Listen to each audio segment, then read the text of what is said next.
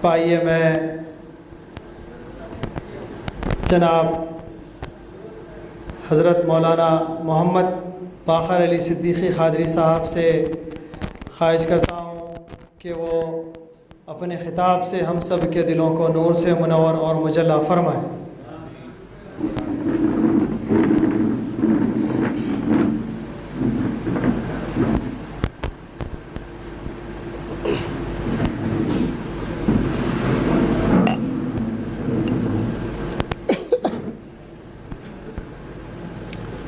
السلام علیکم ورحمۃ اللہ وبرکاتہ۔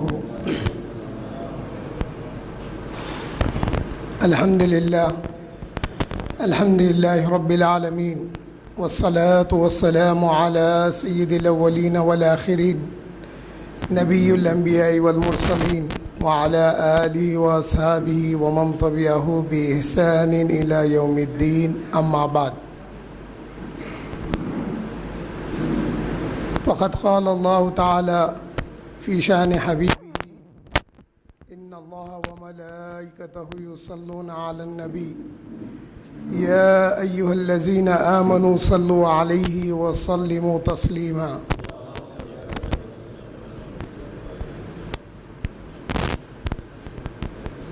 یہ مجلس اہل سنت والجماعت کی نہیں دکھ رہی میرے کو۔ جب یہ آیت پڑھی جائے تو ایک بار درود پڑھنا فرض ہے، دل میں نہیں پڑھ لینا ہے۔ میں بلند آواز سے پڑھا تو بلند آواز سے جواب دینا ہے۔ ان اللہ وملائکتہ یصلون علی النبی یا ایھا الذین آمنوا صلوا علیہ وسلموا تسلیما۔ اللہم صل علی سیدنا و نبینا و مولانا محمد کما تحب و ترضاہ بأن تصلی علیہ۔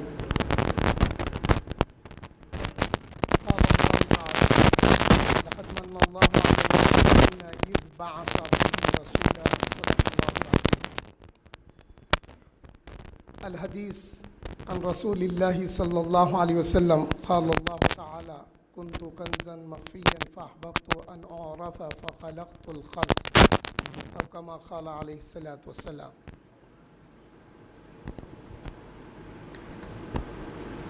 وأحسن منك لم تر قط عيني، وأجمل منك لم تلد النساء، خلقت مبرأ من كل عيب قد خلقت كما تشاء، يا صاحب الجمال ويا سيد البشر،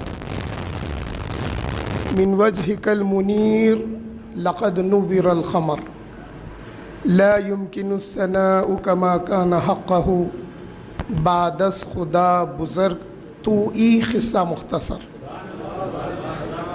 حاضرین محترم، جس آیت کریمہ کو میں نے پڑھا ہے، میرے سے پیش رو کئی مقررین نے آج کی مجلس کا مقصد اور جماعت کی تعلق سے آپ کو بتا دیا ہے۔ میں مزید ان باتوں کو دہرانا نہیں چاہتا کیونکہ وقت بھی دیکھنا ہے مجھے، تو میں اپنے موضوع پہ آ جاتا ہوں۔ آفتاب خطابت کی اجازت۔ حاضرین و سامعین، جیسا کہ جس آیت کو میں نے پڑھا اس میں اللہ جل شانہ فرماتے ہیں لقد من اللہ علی المؤمنین، اللہ نے مومنین پر احسان کیا، اذ بعث فیہم رسولا، جب کہ اللہ نے رسول کو مبعوث فرمایا۔ تو آج کا یہ جو اجلاس ہے ہمارا میلاد النبی صلی اللہ علیہ وسلم کے جلسوں کا استقبال ہے۔ اللہ نے جو ہم پر انعام فرمایا، اللہ نے جو احسان کیا، اس احسان کو بتانے کا ایک طریقہ یہ ہے کہ میلاد کے جلسوں کو کنڈکٹ کرے اور میلاد کے جلسوں میں پارٹیسپیٹ ہوں اور میلاد کے جلسوں کو اٹینڈ کریں۔ یہ مقصد ہے۔ میں اس آیت کی تشریح اور پھر وہ تفسیر وغیرہ میں اس لیے نہیں جاتا کہ انشاءاللہ جلسوں میں یہ باتیں آپ کو بتائی جائے گی۔ حاضرین محترم، اس کے ساتھ ساتھ اللہ جل شانہ حضور صلی اللہ علیہ وسلم سے فرماتے ہیں، پیارے آپ بتا دیجئے کنت کنزا مخفیا، میں تو ایک چھپا ہوا خزانہ تھا، میں نے جب چاہا کہ میں اپنے آپ کو ظاہر کروں تو اے پیارے میں نے تجھ کو پیدا کیا ہے۔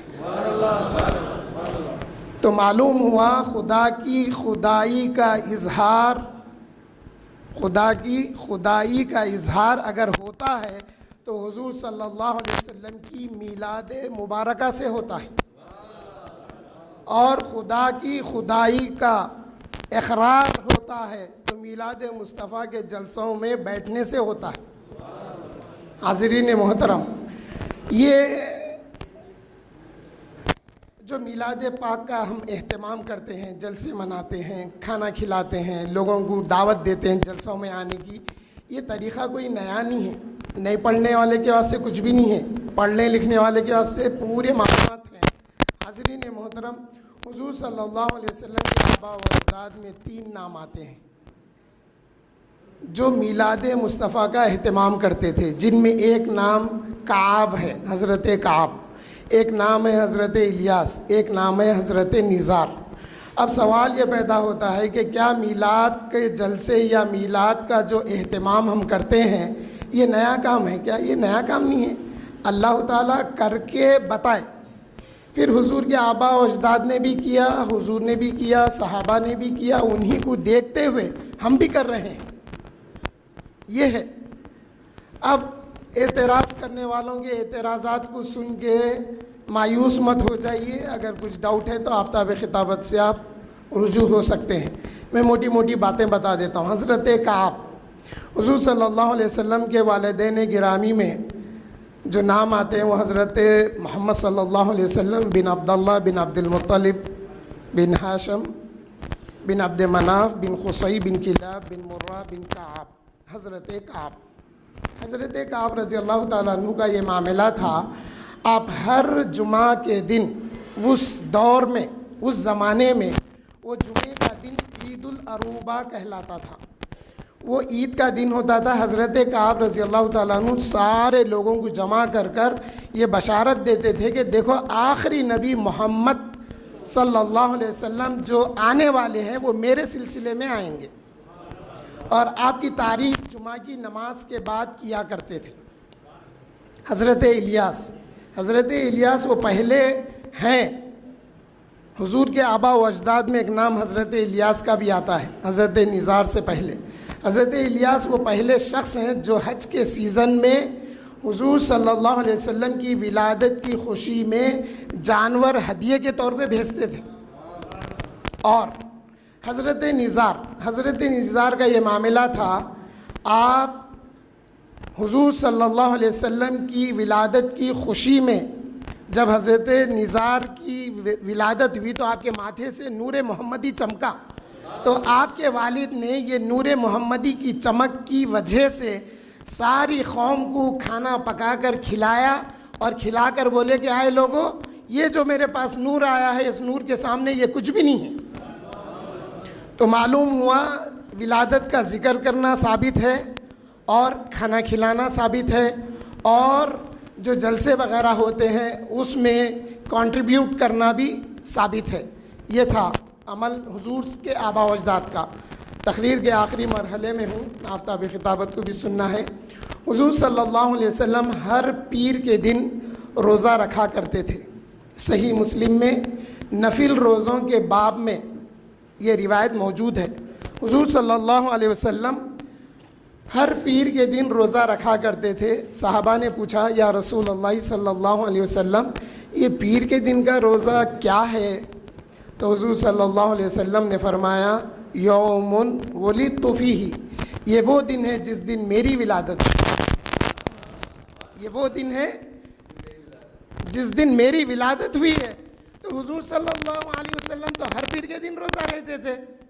سال میں ایک جلسہ منائے، اگر ہم سال میں ایک جلسے نہیں مناتے، مثال بول رہا ہوں میں، ایک جلسہ محلے میں رکھ دیے، ایک جلسہ اپنے گھر میں، ایک جلسہ اپنے معاشرے میں رکھ دیے تو لوگوں کو مرچی لگتی، اور اس سے سخت الفاظ نہیں بول سکتا ہوں، بڑے پریشان ہو جاتے، بیماری آ جاتی ان کو، ارے غریب کا خیال بول کے اس کو پکڑ کے اس کے جیب میں کے پیسے غریب کو دے بولنا پہلے، اس کے بعد دیکھو۔ یہ سب باتیں جو ہے سنیت سے ہٹانے والی باتیں ہیں۔ حاضرین محترم، یہ تو عمل تھا حضور صلی اللہ علیہ وسلم کا. کافر ابو لہب کفر پر مرا. جب ابو لہب کا انتقال ہوا، یہ بخاری میں ہے، باب الرضاعہ میں ہے، دودھ پلانے کا جو احکام ہے، بچوں کو ولادت کے بعد جو دودھ پلانے کے احکام ہیں، صحیح بخاری میں اس باب میں یہ حدیث شریف ہے. ابو لہب کے انتقال کے بعد حضرت عباس رضی اللہ عنہ نے خواب میں دیکھ کے پوچھا، اے ابو لہب کیا حال ہے تیرا؟ مرنے کے بعد اللہ نے تیرے ساتھ کیا معاملہ کیا؟ تو تو بڑا سخت تھا رسول اللہ کے لیے. ابو لہب کہنے لگا، بڑے دردناک عذاب میں مبتلا ہوں، لیکن جب دوشنبے کا دن آتا ہے، جبھی بھی پیر کا دن آتا ہے، مجھے اپنے سیدھے ہاتھ کی انگلی سے شہد اور دودھ کا ذکر آیا ہے. وہ دو ملتے ہیں جس سے میرے عذاب میں تخفیف ہوتی ہے. یہ کیوں؟ جب حضور صلی اللہ علیہ وسلم کی ولادت کا وقت آیا تو ابو لہب کے پاس ایک باندی تھی جس کا نام تھا سویبہ. اس نے سویبہ کو بھیجا اپنے بھتیجے کی ولادت کے لیے. تو حضرت عبداللہ کے گھر ولادت ہونے والی ہے، جاؤ ان کی کچھ خدمت کر لینا. جب ولادت مصطفیٰ ہوئی صلی اللہ علیہ وسلم تو یہ سویبہ آ کے اپنے آقا ابو لہب کو کہنے لگی، مبارک ہو آپ کے بھائی کے گھر بیٹا تولد ہوا ہے. تو اس خوشی میں اس نے انگلی کے اشارے سے بتایا تھا، اس خوشخبری کی بنا پر میں تجھے آزاد کرتا ہوں، جا تو آزاد ہے. تو معلوم یہ ہوا کافروں کو بھی ولادت مصطفیٰ کی خوشی میں اللہ عذاب میں تخفیف کرتا ہے. اب یہ نام کے مسلمان کیسے ہیں، ان کو کیا ہوں گا، وہ اللہ ہی بہتر جانتا ہے. حاضرین محترم، جہاں تک ہو سکے میلاد کے جلسے آپ اپنے طور پر کہیں کنڈکٹ کرنے کی کوشش کریے. اگر کنڈکٹ نہیں کر سکتے تو آپ لوگ پارٹیسپیٹ کریے اس میں.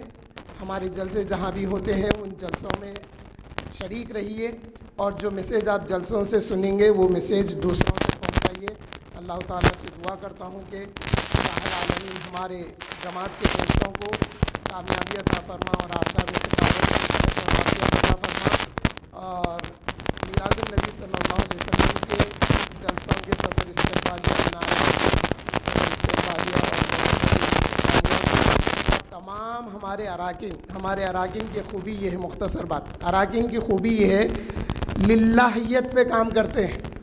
اللہ ان کی للہیت کو قبول کرے، ان کے جینے اور مرنے میں خیر و برکت نصیب فرما. اللہ ان سب کے صدقے طفیل میں مجھے بھی نیک توفیق عطا فرما. آمین والحمدللہ رب العالمین.